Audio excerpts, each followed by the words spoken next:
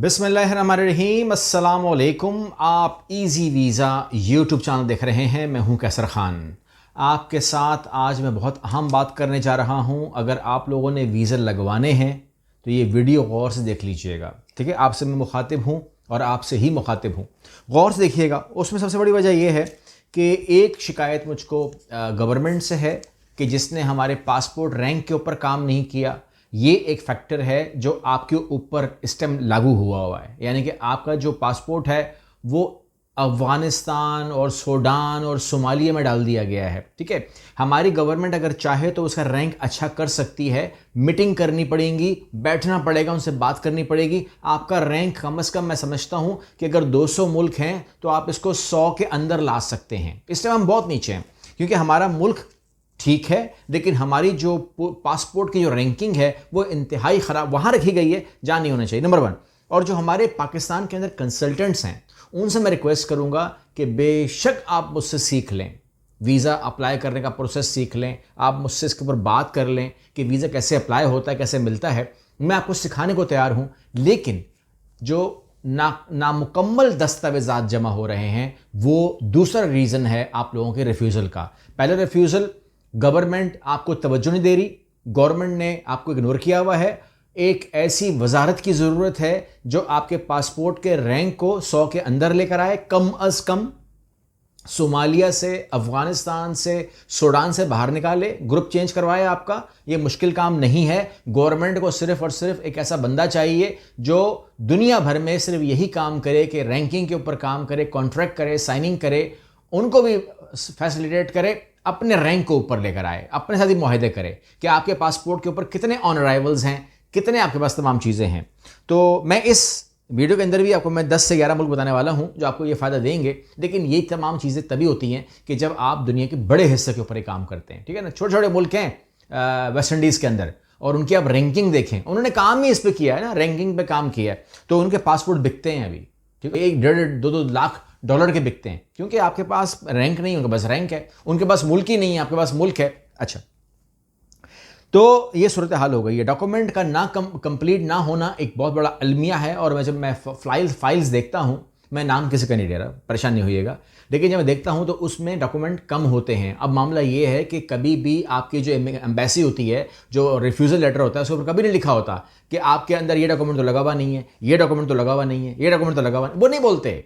लेकिन वो डॉक्यूमेंट होता भी नहीं है तो कभी भी वो नहीं लिखेंगे, वो कुछ और ही बोलेंगे। वो यही बोलेंगे कि हमें आपके वापस आने पे शुबा है, आप वापस नहीं आओगे, उसका यही जवाब होता है। जबकि इसका मतलब ये नहीं होता कि उसको आपके ना आने पे शुबा है। वो कहना चाह रहा होता है कि आपकी फाइल ही कंप्लीट नहीं है, आपको तो पता ही नहीं कि बाहर जाना कैसे होता है, तो तुम वापस कैसे आओगे। जब तुम्हें जाने का नहीं पता तो तुम्हारे आने का भी नहीं पता। Very simple straight forward. आपसे कह रहा हूं कि तीसरा काम जो आप कर सकते हैं, अगर आपकी हुकूमत ये सूरत हाल कर रही है, अगर आपके ट्रैवल एजेंट्स ये सूरत हाल कर रहे हैं, तो तीसरा काम आप भी कर सकते हैं। और वो मैं आपको जो मैं करके दे सकता हूँ, क्योंकि मेरे वसाइल बहुत कम हो जाते हैं ना। जब मैं इन तमाम चीज़ों को देखता हूँ तो मेरे पास क्या पावर है। मेरे पास पासपोर्ट तो ये लगा हुआ है ना, मेरे पास आता तो पाकिस्तानी पासपोर्ट ही है, तो मैं उसको एड्रेस कर रहा हूँ और आपको एड्रेस कर रहा हूँ। बात को आपने समझना है। अगर आप कहते हैं कि जी मैं अपने पासपोर्ट के अंदर जान कैसे डालूँ, तो जाहिर सी बात है कि उसको आपने मल्टीविटामिन्स खिलाने। सिंपल सी बात है, इस टाइम कमज़ोर है वो, आपने उसको मल्टीविटामिन्स हम हर पासपोर्ट में नहीं डाल सकते, ठीक है ना, वो गवर्नमेंट कर सकती है। आपने अपने पासपोर्ट को स्ट्रॉन्ग करना है, नंबर 1 बात।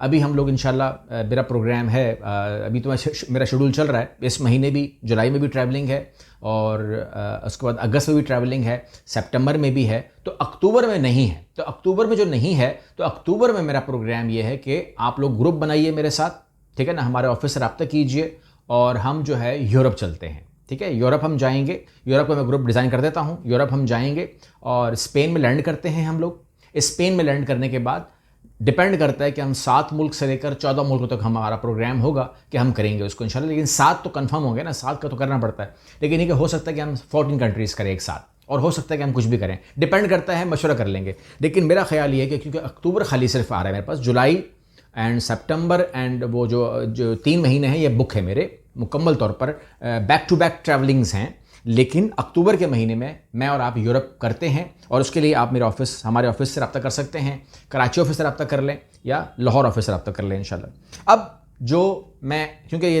तकरीबन 2-3 महीने मेरे बिजी हैं, तो आप लोग क्या कर सकते हैं पासपोर्ट के लिए, आपको मैं इन्फॉर्म कर रहा हूँ। नंबर 1, आपको कुछ भी नहीं चाहिए, यानी कि अगर आप हमारे ऑफिस को खाली बोलेंगे तो वो आपको करके दे देंगे, ये आपको वो बता रहा हूँ, सिर्फ वीज़े, ठीक है ना। बाकी तमाम चीज़ें जो है ना, अगर आप हमसे कहेंगे कि हमें होटल चाहिए, टिकट चाहिए वगैरह वगैरह, तो हम आपके लिए हाजिर हैं। अदरवाइज सख्ती कोई नहीं है, पाबंदी कोई नहीं है, ब्लैकमेलिंग कोई नहीं है। श्रीलंका, ठीक है ना, श्रीलंका का वीज़ा के लिए आप हमसे रब्ता कर सकते हैं। हम आपको बगैर किसी डॉक्यूमेंटेशन के श्रीलंका का वीज़ा निकाल कर दे सकते हैं हाथ में आपके। और ऐसे ही वीज़ा नंबर 2 के ऊपर है आज़रबाईजान का।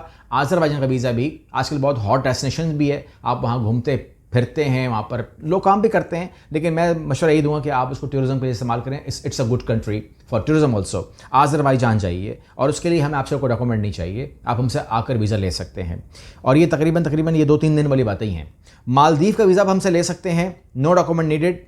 आप हमसे कंबोडिया का वीज़ा ले सकते हैं, आप हमसे नेपाल का वीज़ा ले सकते हैं, आप हमसे कीनिया का वीज़ा ले सकते हैं, आप हमसे रवांडा का वीज़ा ले सकते हैं, आप हमसे तंजानी का वीज़ा ले सकते हैं। और अगर आप कहते हैं कि हमको रिस्क फ्री वीज़े चाहिए जिसमें हमारा ख़र्चा जो है वो कंडीशनल हो, मतलब फॉर एग्जांपल अगर आप नॉर्मल की बात करें तो नॉर्मली ये है कि अगर आपको थाईलैंड का वीज़ा चाहिए, या आपको मलेशिया का वीज़ा चाहिए, या आपको सिंगापुर का वीज़ा चाहिए, अगर आप नॉर्मल किसी के पास जाएंगे तो वो बोलेगा मैंने अप्लाई कर दिया सिंगापुर का वीज़ा नहीं आया, तो वो फिर भी पैसे ले लेता है आपसे। और अगर कहता है आ गया है तो फिर भी पैसे ले लेता है आपसे। तो दोनों सूरतों में फ़ीस अपनी वो पूरी ले लेता है।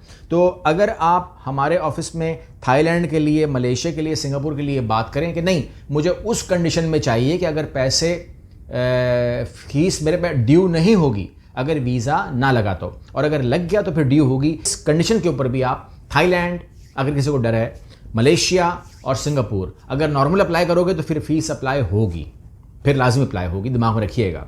और अगर आप कंडीशनल अप्लाई करोगे तो फिर फीस अप्लाई नहीं होगी अगर नहीं लगेगा, और होगी अगर लगेगा। तो ये दोनों बातें आप कर सकते हो। तो इसके लिए आप लोग क्या करोगे, कैसे रब्ता करोगे?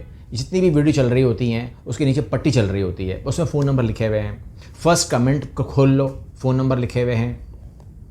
easyvisainternational.com खोल लो, नंबर लिखे हुए हैं, ठीक है ना। इस वीडियो के डिस्क्रिप्शन में चले जाओ, नंबर लिखे हुए हैं। तो नंबर आपको हर जगह मिल रहे हैं, स्क्रीन के ऊपर भी नज़र आ रहे हैं, ठीक है ना। बल्कि मैं कहूँगा कि कहीं साइड पर भी डाल दें ताकि नज़र आ जाए आपको। तो टेलीफोन करेंगे आप, लैंडलाइन पर फ़ोन करेंगे आप, जिसमें आप अक्सर कमेंट आते हैं ना, वो लोग रात को कमेंट करते हैं। अक्सर कमेंट जो है ना रात का कमेंट होता है कि मैंने आप, ये सब फेक है, मैंने आपके ऑफिस फ़ोन किया, किसने पिक नहीं किया। रात को 12 बजे कौन पिक करेगा मेरे भाई? ना आपको मोबाइल पे कोई जवाब देगा, इखलाकन देना भी नहीं चाहिए, क्योंकि अपना भी टाइम होता है इंसान का। और लैंडलाइन तो बंद होते हैं सुबह 10 बजे से शाम 6 बजे तक। अगर आप लैंडलाइन पे फ़ोन करेंगे तो उठेगा, ठीक है ना। अब इसको आप फेक कहें, कुछ भी कहें, लेकिन ये ऑफिस आप लोगों के लिए हैं। कराची का ऑफिस आप लोगों के लिए है, 12 साल से आपकी खिदमत कर रहा है। लाहौर का ऑफिस आपके लिए है, ठीक है। ये तमाम ऑफिस आपके लिए हैं, ये नंबर आप लोगों के लिए हैं। रब्ता कीजिए और इनके ऊपर काम कीजिए और अपनी ट्रैवल हिस्ट्री बनाइए, ताकि आप अक्टूबर में मेरे साथ इंशाअल्लाह जाएं, ट्रैवल करें यूरोप का, और अपने लिए एक बेहतरीन जो पैकेज है वो हासिल करें, और अपनी पासपोर्ट को 25 करोड़ से निकाल करके आप हज़ारों पासपोर्ट में लेकर आ सकते हैं, पाकिस्तानी पासपोर्ट्स के। मेरे पास भी पाकिस्तानी पासपोर्ट ही है, ठीक है। उसी पर वीज़ा लगाने हैं इंशाल्लाह, ठीक है। अगली वीडियो मिलते हैं, अल्लाह हाफ़िज़।